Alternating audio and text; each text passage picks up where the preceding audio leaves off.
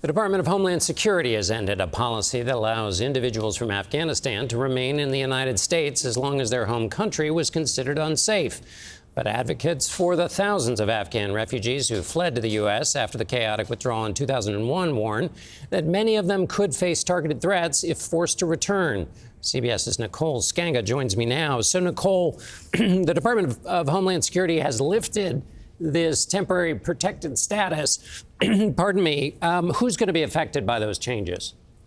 Yeah, as of last year, John, more than 8,000 Afghans were granted TPS, according to federal stats. These are individuals who have fled their homes in Afghanistan, many subsequently vetted by the U.S. government, DHS, the State Department, who've been living and working in U.S. communities for years. And, John, not only will these individuals not be shielded from deportation, they're going to lose their authority to work and travel in the U.S. freely. And what prompted this change?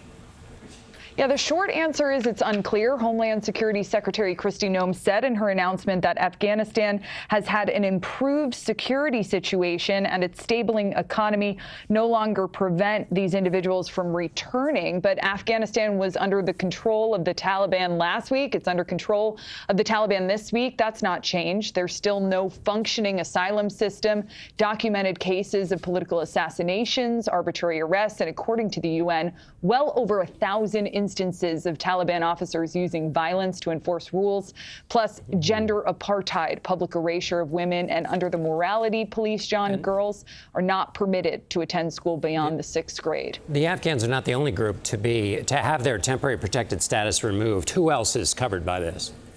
Yeah, we've seen the administration strike down TPS for Venezuelans and for Haitians. The fate of 600,000 Venezuelans now hanging in the balance of the Supreme Court after a legal challenge. More than 500,000 Haitians will be faced with an impossible choice in August when their own protection expires. Some of those individuals have been in the U.S. for over a decade. I know one married to a former diplomat and USAID worker whose son is actually a U.S. citizen, John.